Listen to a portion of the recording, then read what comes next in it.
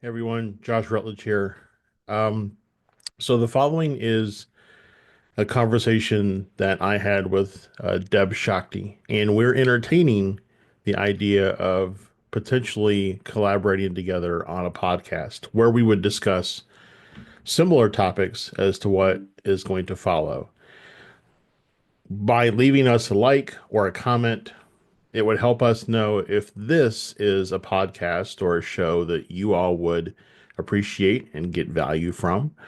And that'll help us know if it's something that we want to pursue or if it's just a one time or a couple times a year thing that we get together and collaborate on. Thank you so much for watching, and I hope you get something out of it. We begin life as a blank canvas, every breath a new stroke of potential. From our very first steps, we start a journey of growth, learning, and searching. Through each stage, we take on roles. We learn, we fight, we build. We strive to find our place in the world. Yet for so many of us, there's a whisper, quiet but persistent. A question lingering at the edges of our thoughts. Is this all there is? Deep down, we sense something more, something bigger, a purpose uniquely ours. And when we begin to uncover it, everything changes. That purpose brings clarity. It transforms the mundane into the magical, the ordinary into the extraordinary. It adds depth to every experience and a radiant glow to everyday existence. Here on Transcendence, we explore that search for meaning. Together, we'll uncover the truths, tools, and paths that guide us toward the lives we were meant to live. Because when you find your purpose, you find yourself. Welcome to Transcendence.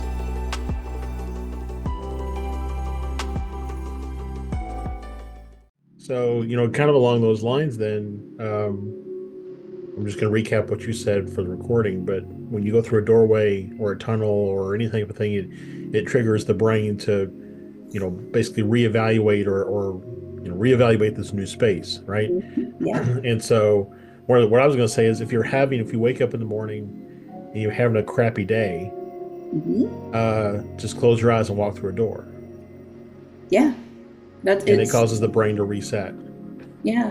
And then it sends a cascade of hormones and chemicals that support what your body needs to make that Hmm. happen. Yeah, Isn't that incredible? So yeah, neuroscience is my new jam, that's pretty cool. coupled with psychology and quantum physics. It all goes together. It's so cool how it all Yeah. goes that way.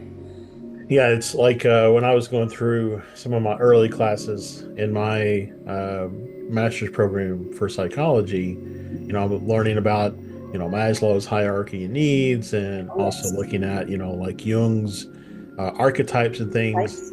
And it kind of occurred to me that it's possible that all these different psychologists are all, let's say, uncovering rooms in a bigger house.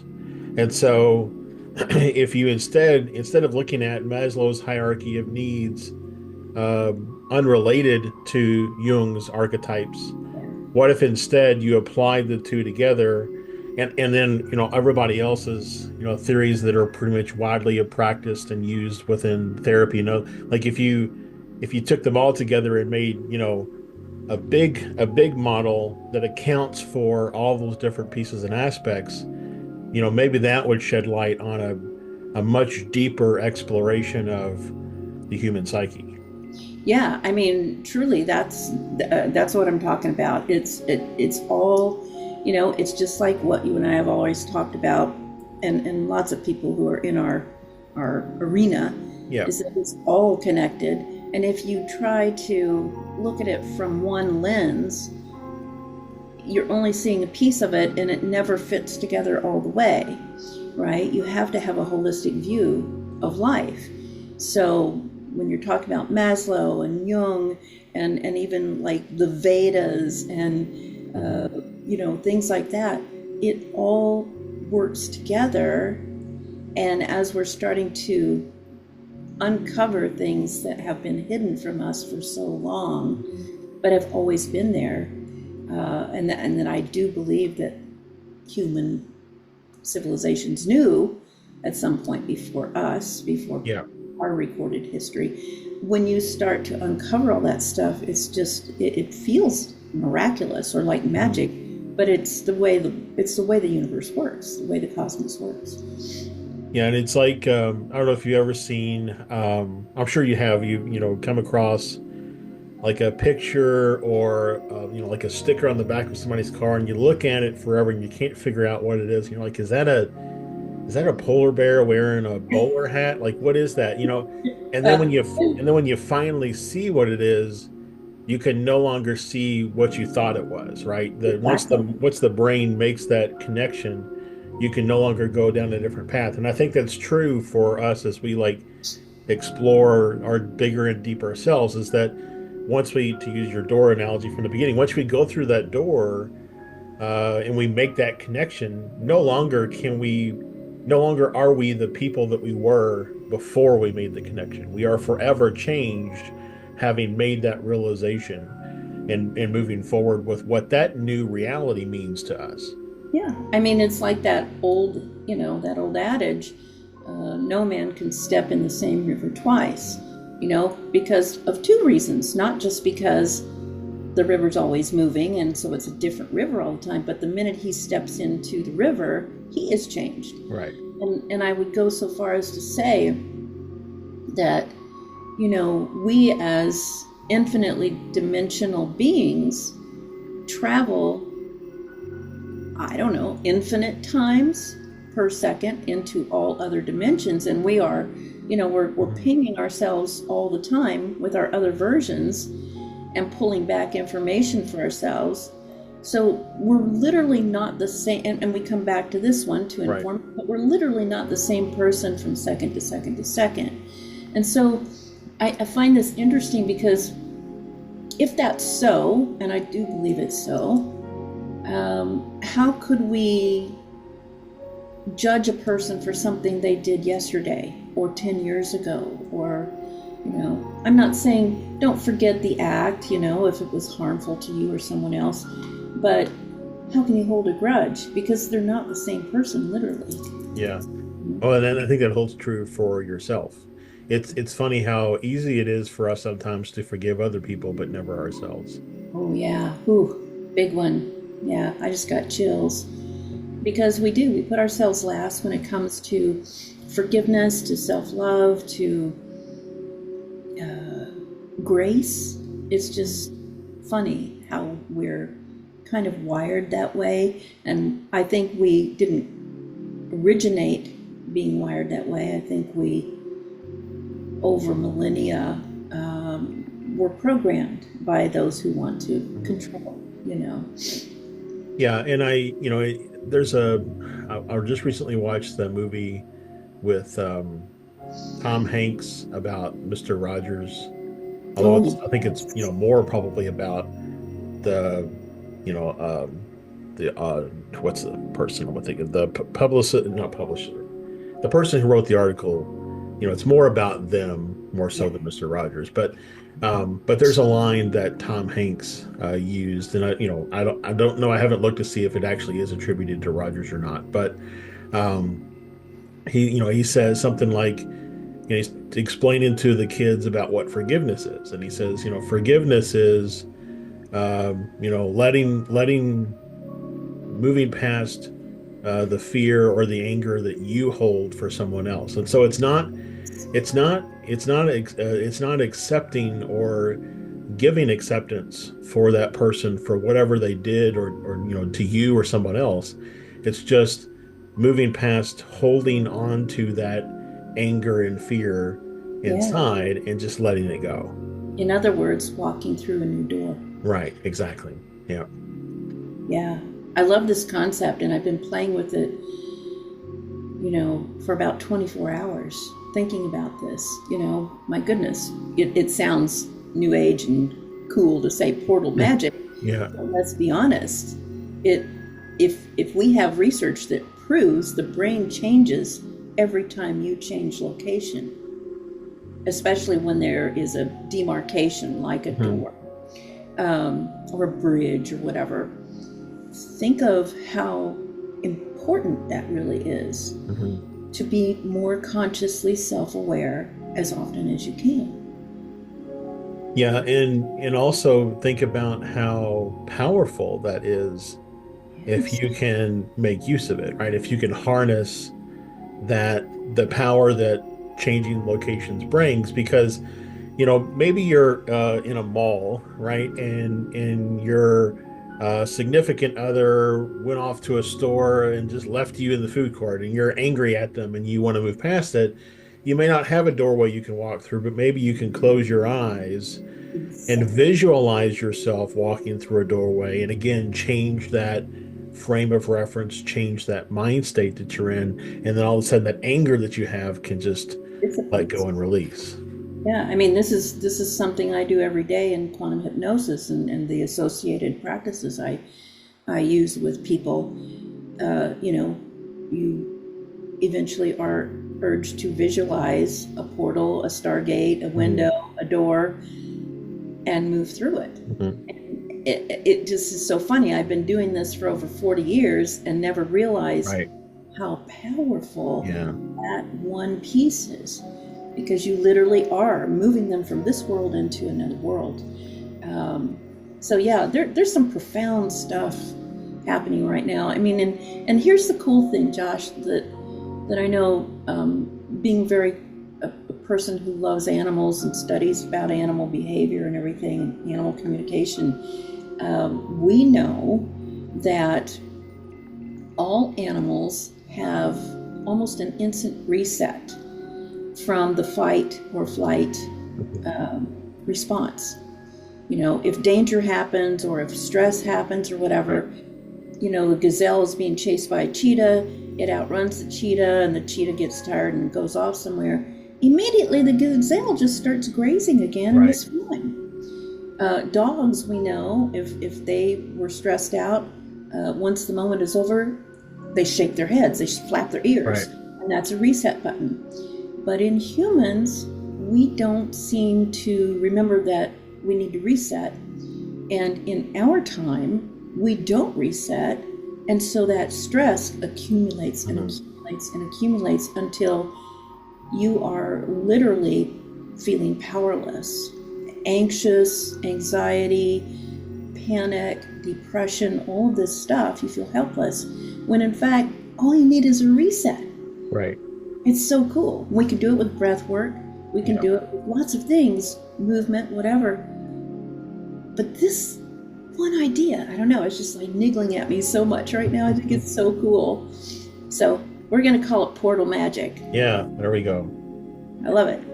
Didn't mean to Um, get us off on a weird no, I track mean, right that's off the bat, but fantastic conversation right off the gate. So, this is how you and I roll. yeah. um, it's just thinking about kind of that mindset altering way of looking at things. Something else that uh, probably the last, I don't know, probably 4 or 5 weeks that's really been just nagging at me is just the whole concept of irrational fear. Yes. Um, that that like for example, my wife and I work really hard, mostly my wife, worked really hard to get to where we could have our two daughters. Yes. And so, because of that, because of the hard work and effort that went into it, and the, hours and the ups and downs and everything, there's an irrational fear now of anytime they do anything that's slightly risky, that Oh, like that we're going to lose them, right? And and yeah. we can't go through that. Yeah. Um, but knowing though that, like you said, that there are a multitude of different iterations of our life force living in different life existences throughout the multiverse, right? Um, I think that sometimes these things that are called irrational fears are actually they're valid fears that are being experienced in one of our other life interactions, and our oversoul or higher self, whatever you want to call it, has distributed that fear to its other existences so that you can get as many different existences working out that problem to try to find a solution, as opposed to just one life existence that may not ever solve it in that lifetime. And so what sometimes comes to us as irrational fears, I think, are probably legitimate fears that we need to figure out our own answers to, not somebody else's answer. Your irrational fear you have to solve for, my irrational fear I have to solve for. But I think that's where maybe sometimes, current state, psychology and psychiatry falls short, is they don't consider, because it's outside of their realm to measure, um, the possibility that what we call irrational fears are true and valid fears, even though we don't have a situation that has occurred in our life to link it to, doesn't mean it's not a valid fear, and it shouldn't be, treated with the same respect as a PTSD type moment that we've experienced in our life. Absolutely. You've hit the nail on the head. I think maybe you and I have talked about this before, but when I was very young and going through, my education, and it hit me. I was probably 20, 21, but my class, we were taken to Menninger's in Topeka, Kansas, to the hospital.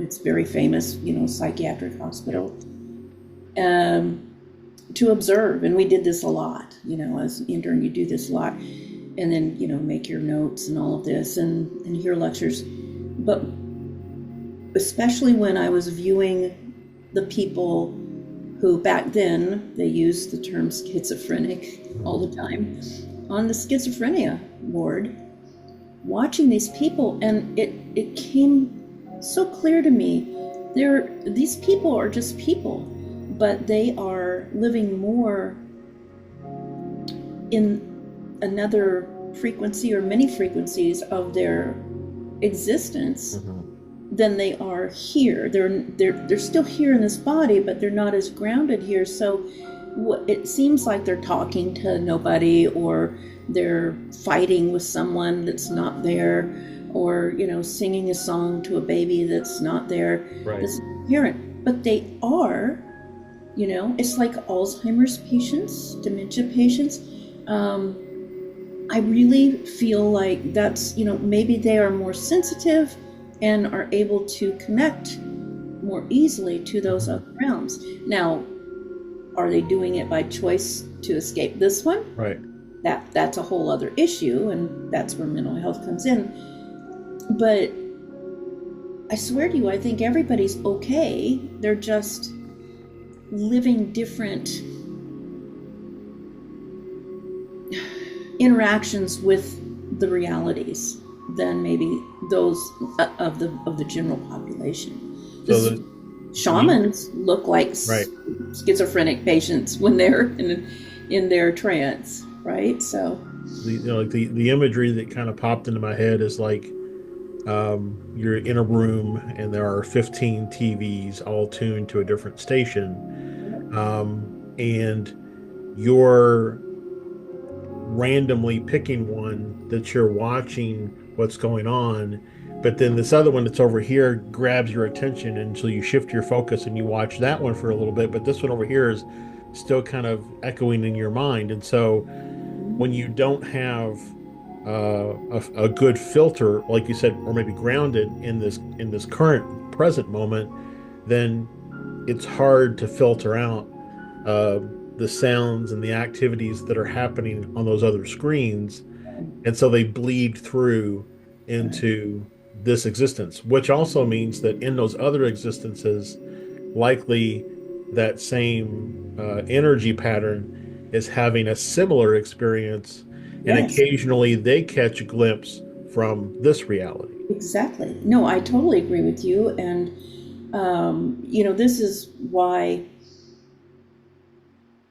when working with PTSD, severe PTSD patients, we know that that is like it is their reality. If they're stuck in, for instance, a flashback, that is their reality. Mhm. They're just acting it out here. Right.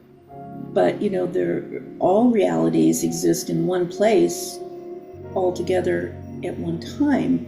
And so some of these people don't have a way to have that doorway Yeah. between each one. And that's where we come into service. But I look at that also with, where was I going to go with that? It just it shows up in all kinds of places. Oh, I know what I was going to say. In the paranormal, you know, someone calls me and says, "Can you please come to my house and rid my house of this, ghost that won't leave us alone?" And they're terrified and they're like, it's doing all kinds of crazy stuff.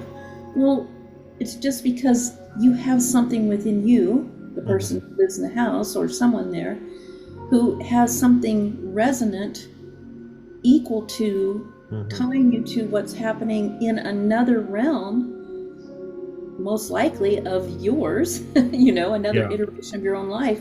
And they're trying to work it out over there, but there's a connection, so part of it comes over here, Yeah. like you were describing earlier. And it's so freeing when you can actually communicate with that other being and ask them, hey, what's going on? And when they describe what their angst is or their Yeah. joy or whatever, their mischievousness, suddenly, sometimes people don't get it, but I'll turn to the person who called me or their family and say, does that sound familiar to you? Is there anything going on in your life that feels resonant with that? And there always is. And the Mhm. minute that happens, the minute there's that realization, boom, everything dissolves. And either the connection is completely uh, separated, so that person goes back Yeah. in their place, we come into our place, or they start a relationship, which I think is always really Mhm. cool. Where they were terrified, now they have a friend Right. on the side. So we can apply this portal magic to many different scenarios, to the real woo-woo part and also to the everyday part. Yeah. So I don't know. It's just fascinating. I'm obsessed right now. Forgive me for going off, but No, you're fine. Um, the last couple of, like, probably about a week, I've been becoming more aware of my astral travel at night. Um, mm, and so, like 3 or 4 nights ago, um, I fell back. Something woke me up, uh, woke my body up, and I actually fell back into my body and actually felt my body bounce on the oh bed as I fell back in. yeah, And I didn't really open my eyes or anything. I just kind of laid there and listened, but then rolled over. And when I did kind of, I guess, go back in, there was this white toroidal, kind of shape in my vision, and it always to me looks like an iris. It's kind of like yes, it's hollow in the middle, black on the outside, but it's toroid. And so I always think, well, maybe it's just my eye. I'm seeing my eye, but there's always just one of them. So I don't think it's an eye, but yeah. um, but Might be a third eye. yeah, potentially. Yeah. Um, so when I saw this one though, and I've seen it quite a bit, but this time there were all these glyphs like written Yes. in lines and columns across the yacht, and I immediately started saying to myself, remember, remember, remember, remember, because I wanted to remember some of these glyphs that I were seeing, and I can only recall one. But as soon as I woke up that morning, I drew out the one that I recalled, and I shared it with some friends. And one of my friends was like, you should try Reikiing it tonight before you go to bed." So I did that before I went to bed that night, and nothing really that I can understand really was amazing, that happened differently that night for bed versus another night, other than um, since then I've been. This is going to sound, kind of like your mental thing, but other than that, I now hear occasionally I'll hear other conversations that are like I'll be sitting in my office working, and I'll Yes. hear two people talking, but Yes. there's no windows open, nobody else in the house, the doors are closed. Um, and when I put my attention to it to try to listen in, it just kind of goes away. Mm-hmm. So it's like it's there, almost like how you see things in the periphery of your eye sometimes. This Yeah. is in the periphery of my sound, but when I Mm-hmm. put my attention on it, it kind of goes away. Yeah. I would say just continue to be conscious of it and acknowledge it and try to program yourself to remember what's happening. This is how we train people through peripheral vision to have greater third eye sight, Mhm. right? So why wouldn't it work for your audio circuit Yeah. or olfactory circuit or whatever? It's interesting that you mentioned the glyphs because and the toroidal like iris. When I go super deep to that sweet spot in my meditation, after I've done all my practices and I get into that meditation, it begins to look like an iris.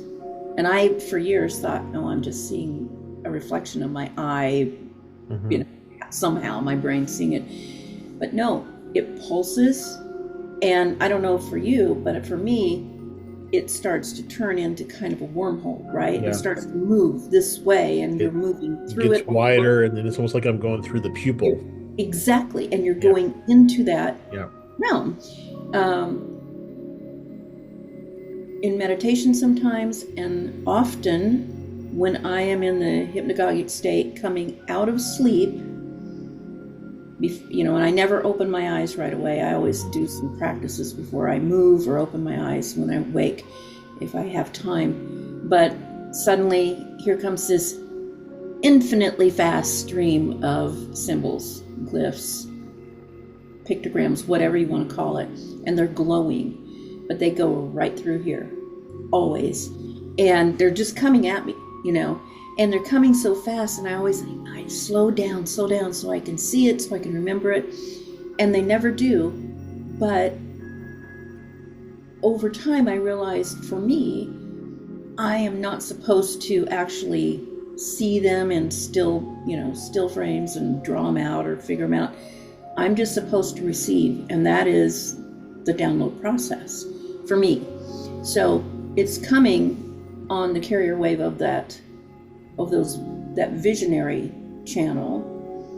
I never get audio with that, but the visionary channel, and then over a period of days, that's when I know I'm going to have some big insight Hmm. happen. It always happens. So I get super excited, and what I do is I program myself to use the excitement to tune into whatever it is the download is, and then take action on it. And it's worked very well for me so far. Yeah, I'll have to, like I said, it's like I've known for a long time that I do astral travel at night. Yeah. But I've always been, um, I can never remember other than snippets, right? And those snippets sometimes, most of the time, come through as like dreams, Yeah. like snippets of dreams. But I can never really remember what I do or where I go. I've occasionally had things where I know that I've gone, for example, to the astral plane and went to a bar in the astral plane, and had a drink with this entity or being that was there in the bar. You know, Wow. Cool. um, so I mean, there's little snapshots and things like that, but Mm-hmm. never really to the point where I recall everything. Kind of like I just finished another one of Bob and Rose books, No. and the stuff that he will come out of his astral travel with and Mm-hmm. be able to write down. I was like, how come I can never remember that much detail to be able to write stuff down?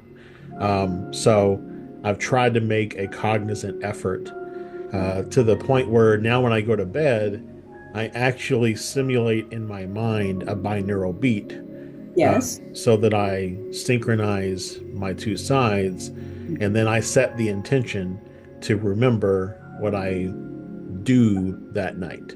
That's And so awesome. since doing that, that's when all this other stuff is starting to come through. Well, what I can say is everyone astral travels all the time. We astral travel, like I said, to all these Yeah. infinite iterations, but we're not conscious of it, especially when we're awake, because we have so much stimuli coming through our physical senses during the day, and we're in the beta state, which kind of shuts off that channel Right. of not even recognition, but especially of remembrance, of connection. When we are moving through those states, the alpha, the theta, and then that mixture of theta and gamma, you are able to be more conscious of it if you will it for yourself. And that's the key. Most people just call it dreams, but that's what dreams are. They're us remembering little snippets of our dreams. So I love Robert Monroe's work because I think it's just so genius, coming up with different ways to stay conscious and to program the analytical mind to remember what the creative mind is doing. Just a genius. Love him so much. But we know that this is how it works. This is what's happening. But the reason why he could remember more than you remember right now from his astral travels is because what you usually don't hear is he practiced it for years and years and years before he got to that point, I'm sure.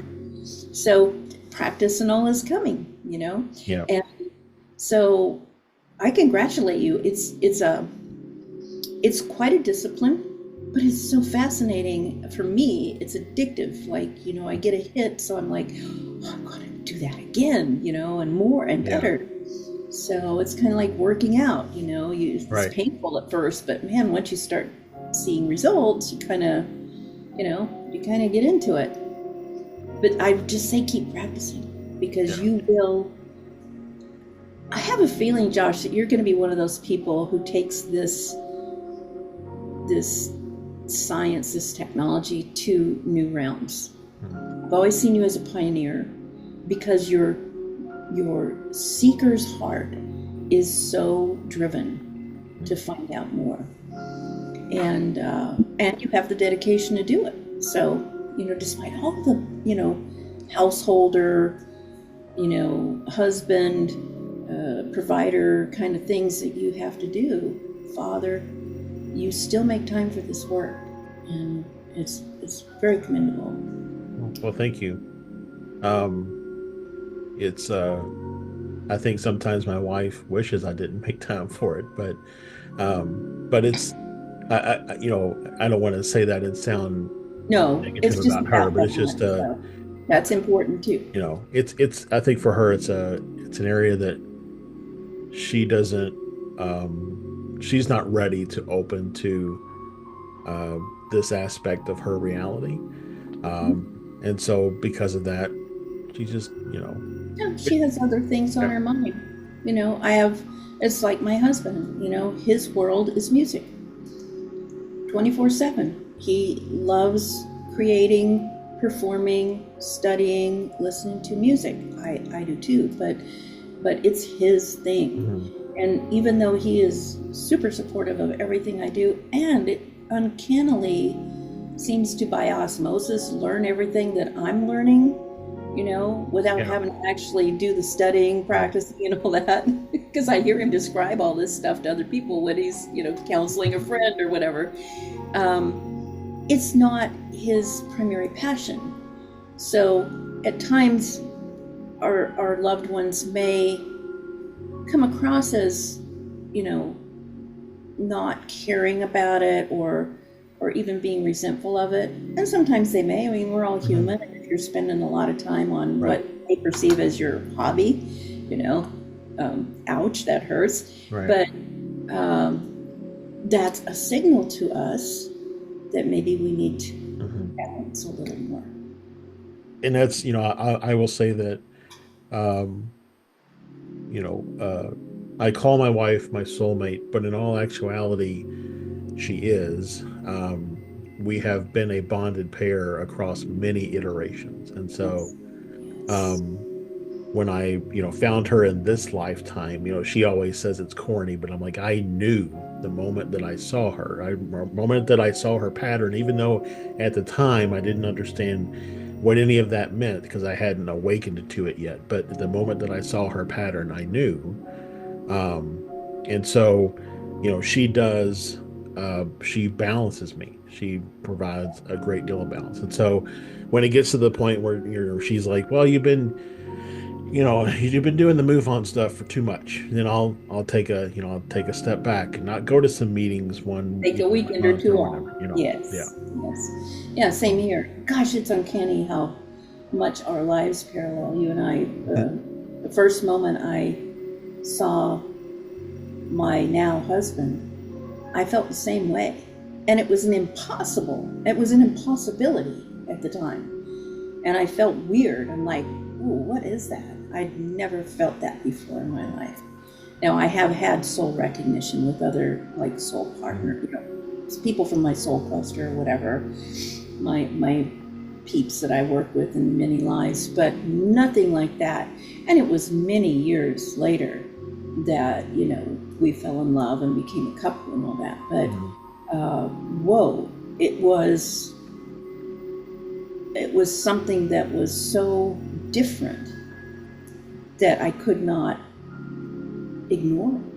Mm-hmm. It kind of befuddled and worried me for what is that? Yeah, it's well, it's definitely not a first date, conversation. Hey, you're the one, Yeah.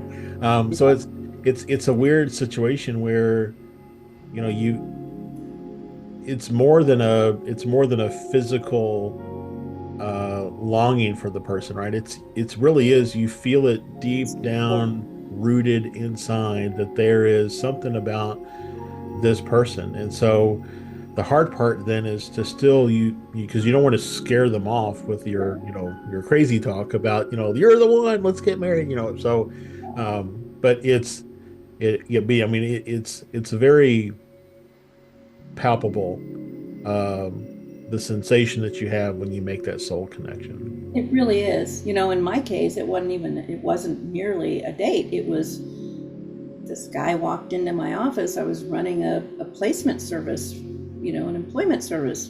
He walked in wanting to apply for a job. Mm-hmm. And, I talked to hundreds of people a week in that job. Right. And, you make good connections and friendships and sometimes, not friendships. But this was a whole different thing. Like the light around him when he came through the door. It was like, have you seen religious icons with that, that glow, aura, like the glow? And there was a thing that happened inside of me, and it almost made me faint. And yet, I've got a whole office full of people, right. And I was the boss, so I'm like, and everybody was busy, so I'm like, oh, come on over here, I'll help you. It was totally random, but it was so not random. Yeah. And I think about it that was 30 years ago, and how unreal that feeling is. And now that I know what it is, I would definitely remember it because, it's just something that doesn't happen. Mm-hmm. It's very unique.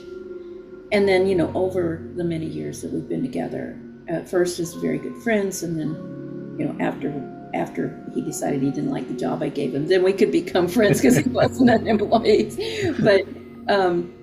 But through friendship and then courtship and then, all of these things and then a dedicated commitment to marriage, we've come to realize, we are travelers and we recognize each other across millennia, across frequencies, across epochs. And there's just nothing that could have stopped us from reconnecting in this life because we were supposed to. Some lives we don't, but right. Yeah. And that's the thing, it's not across every lifetime, right? But it Yeah. is, it's a substantial amount to the point where you know that you'll exist, you'll experience the best version of this existence with Yes. that person. Yes. I totally agree with you. Oh, I love how you said it. And it's such a good feeling when you realize it and can be grateful for it Mhm. because it just keeps nourishing it. And I think that's real important. So, Well, real quick, I want to share that glyph. I just want to yeah. see if anything strikes you about it. Wow. Oh, wow. Okay. So I see a whole lot there. I see direction, obviously. Mhm. You're being given a directive. I also see a person following another larger entity or desire. Mhm. I see two different directions. There's arrow going that way, and then there's this more solid arrow going this way towards that larger version of you. And what this tells me is you're on the path, you're taking the direction towards your bigger self. And then guess what? The bigger self looks like it's aiming for a doorway way Yeah. far in the perspective that we're looking And at. So this section here, if you can see my mouse moving, yes. like this, if I let's see here, flip it around. This looks like a kind of a that gray or the so I've often felt like, and I've even received via meditation other places that one of my strongest life existences was as a zeta reticuli. Oh yeah. I And totally agree. so, this is maybe representing zeta reticuli, but then this is, moving beyond the Yes. zeta into something else. Yeah.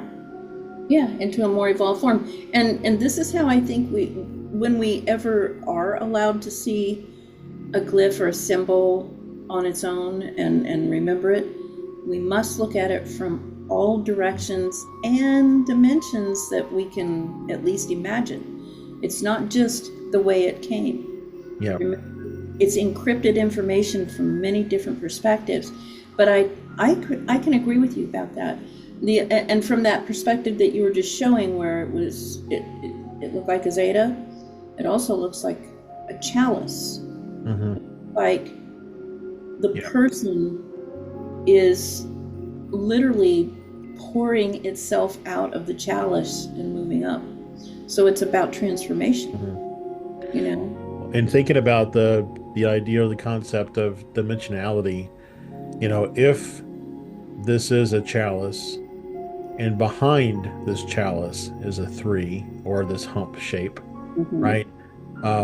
There's nothing, I drew it in a two-dimensional Well, yeah. drawing, but it may be multi-dimensional. This three could be on top of the chalice. This three could be below it. This, could be, this could really be a connection of, these three lines, and then this could be a completely separate arrow, or these may be an arrow somewhere else. So, bottom line, like you said, looking at it from a dimensionality perspective. Yeah. But either way, every way I look at it, the message is still the same. It's moving towards you are moving towards your higher self. It's a directive. It's like a call to action. Keep going. Keep going. No matter how small you feel in comparison to what is ahead, keep going. Yeah, I mean, my biggest hurdle, let's say for right now, is, um,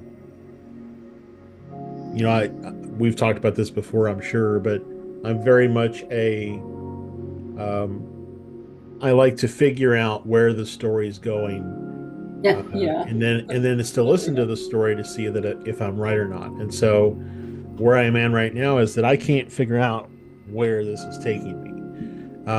And so from that aspect, it's a little frustrating at times because, like I said, every TV show or book or whatever that I read, as I'm watching and reading it, I'm forming these, expectations, and then, most of the time, whatever my idea or concept was turns out to be right. And so in this case, I don't have, I think I know where it's going, but then it takes a left turn, and then, it's not that at all. So, Yeah. and Well, now I've got a ringing in my right ear. So that just, yeah, I do too. How weird. I was just going to say, pardon me, I feel like I have to yawn because my right ear has got that sound. So for me, that's a validation. I always feel like that something's being validated.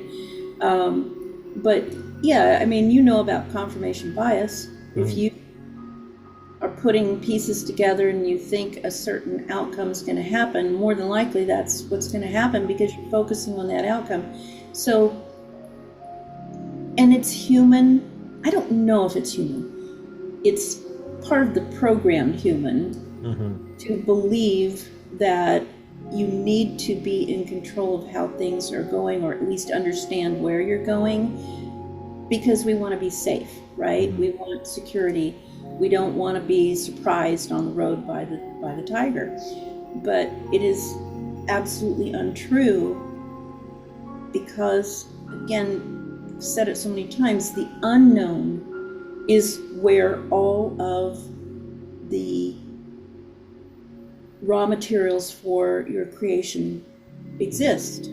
And so if you're always trying to figure out where you're going or what it all means or how to get from point A to point C to secure an outcome, well, you might get an outcome, but it's so limited compared to what would happen mhm. if you just kept the excitement of the journey. You know that, Yeah, that these old adages, they're so true. The journey is more important than the destination, yeah, arriving at the destination. So, but it's hard because we feel like we only have so much time in the day to do the things that we need to do, and we're trying to prioritize and we're trying to compress, right. dare I say, multitask. And so, because of that, there's this sense of urgency. And what is urgency? We speaking? Fight or flight, Yeah. right? It's fear based. So, to be more free, we have to remind ourselves to get out of that fear based mentality of needing to know all of the variables. Now, we do need to know some variables, or we're just going to be in chaos, right? But even out of chaos comes perfection. So, no matter what you do, you're going to wind up in the same place eventually. Mhm. So, I would say, as my ET friend Frillian always says, lighten up, Margaret, you know, loosen up a little bit and have some fun along the way, and don't try to figure it all out, because when you're trying to figure it all out, you're in analysis, and analysis cuts off the stream of universal consciousness. You're back in your left brain. Yeah. It's okay to describe and to, unpack and integrate, but don't get lost on the journey trying to figure out how to hold the reins of the horse while it's taking you there. Don't know what I just said, but if I No, could, I got you. We're on the same wavelength right now. I guess. Like, um, it's funny, I guess, is that on the way after I dropped my kids off at school this morning on the way back home, um, I was just what I often do is just talk to myself in the car. I'll just, I get these streams of consciousness, if you will, and I just talk about them. A lot of times I remember and I hit record on my app on my phone, but yes, sometimes I don't, and then it's lost, other than I remember it. yeah, But I can never quite say it the same way again, as if I said it at the moment. But the thing um, that I've talked about it a little bit earlier. The thing that I'm working through right now is understanding how fear is a mechanism for change. And I think I put on a TikTok out there, and you commented on, Yeah. but um, that fear is really supposed to be an indicator for us to let us know, to highlight the areas of our life where we need to work through whatever it is that we need to work through. Yeah. And so, one of the things that I've always been afraid of heights, but I've realized that it's not so much that I'm afraid of heights, it's that I'm afraid of falling. And so then I rabbit hole to the, take to the next step. Well, why am I afraid of falling? Well, it's because I might die, or I might become severely disabled in some way, Right. break my neck, and so I become paralyzed from the neck down, and so on. But and so then where do those two? Because that's not the end. It's like in I'm an IT process person, and so in IT process, there's a method for figuring out why something happened. It's called the five whys.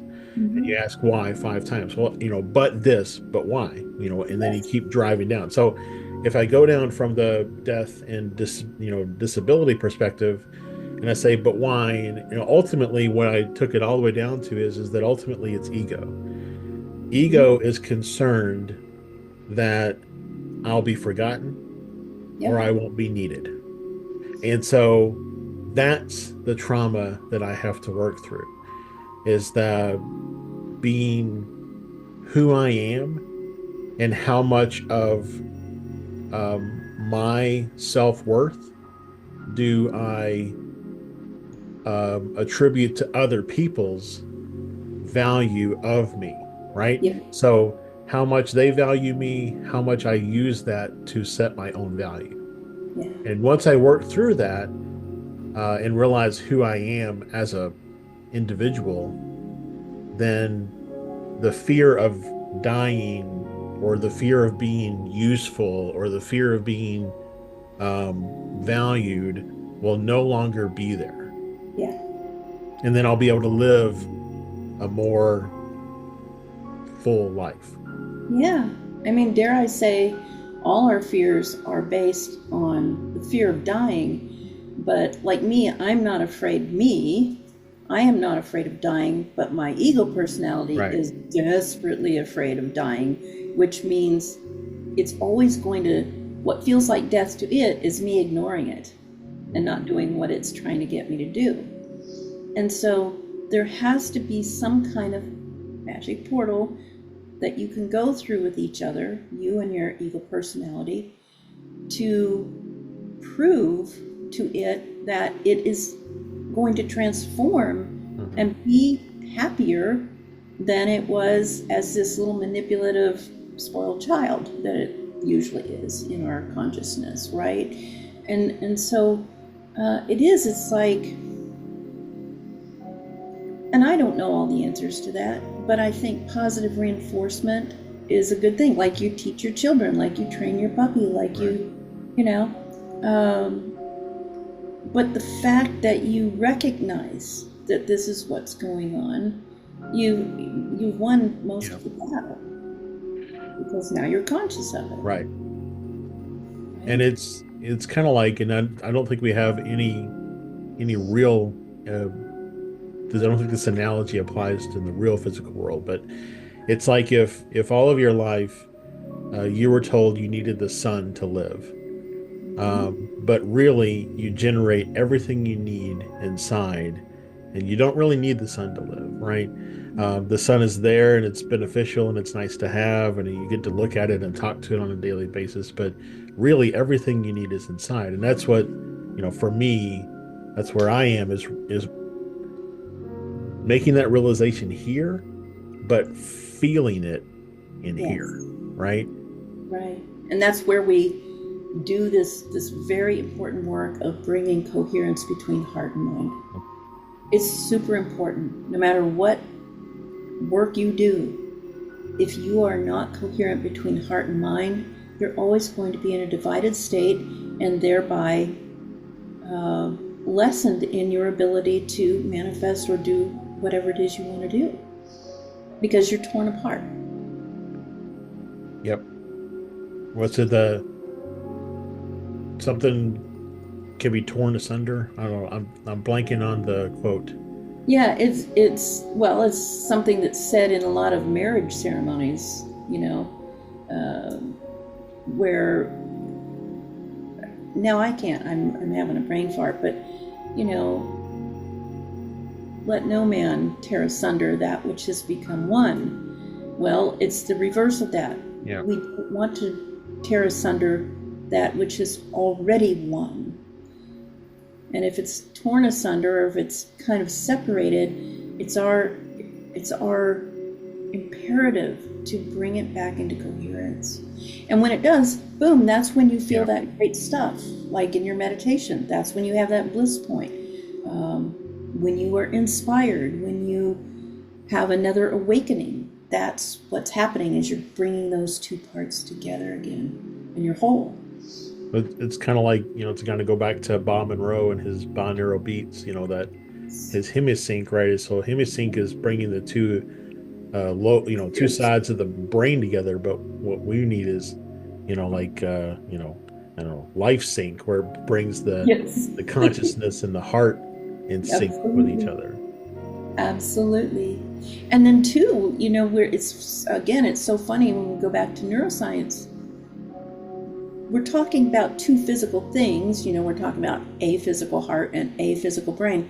But what you and I are talking about is the heart, the thing that is our essence and our consciousness, the thing that drives our essence, But if you can get those two things to kind of become synced up, then the physical ones sync up. And again, the body produces its own chemical, pharmaceutical concoction to flood its cells, and it reinforces that, so it becomes easier and easier and easier to stay coherent. All right. I'm listening, but I also had an image pop into my head that I need to draw out real quick. Cool. All right. I'm going to take a screenshot of this and then send it to myself so I can show you. I have to say, I absolutely love the way you've configured your room now. It really looks great. Thank you. Yeah, I go back and forth on whether or not I want to keep it blurry or let it be seen. But like when I was on the after hours for Spaced Out the other night, like I had it not blurry. So yeah, and I'm the same way. Sometimes I do use my office, but I have spring green walls, which is not conducive to looking great on camera. But sometimes I like people to see my books and my items, Okay. Ooh. So the person here, the tendril that comes from the higher self that connects to the physical, connects at the sacral, at the heart, and at the third eye or crown chakra.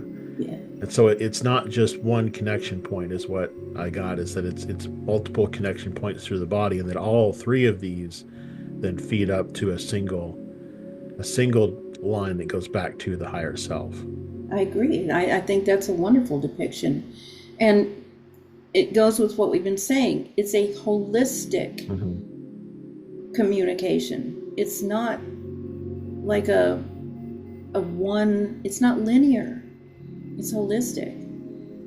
If you're not being informed, through all these energy centers that help you function once you get the information, then you're fighting with yourself.